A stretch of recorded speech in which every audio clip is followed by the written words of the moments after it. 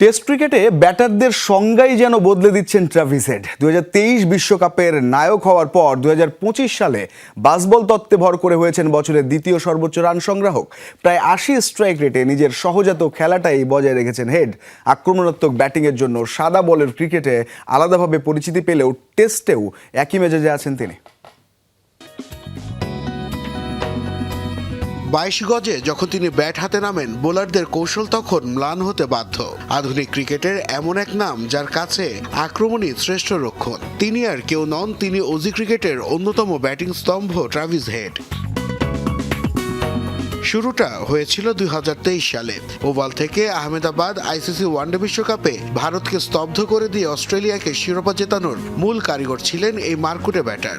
বড় ম্যাচের চাপ সামলে দলকে জয়ের বন্দরে ভেড়ানোই যার সহজাত বৈশিষ্ট্য।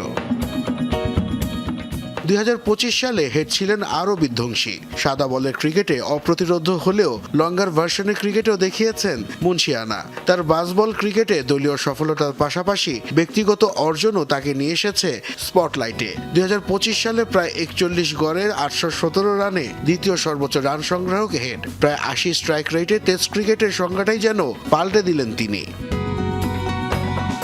গত কয়েক বছরে টেস্ট ক্রিকেটে নিজেকে অনন্য উচ্চতায় নিয়ে গেছেন এই বাঁহাতি।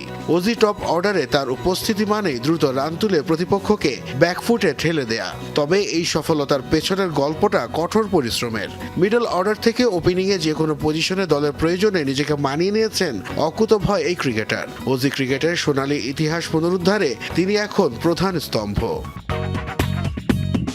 প্রথাগত ব্যাটিংয়ের ব্যাকরণ মেনে চলেন না ট্রাভিস হেড, বরং নিজের অনন্য স্টাইলে বোলারদের উপর আধিপত্য বিস্তার করে কিংবদন্তিদের কাতারে ছুটে চলেছেন এই ব্যাটার।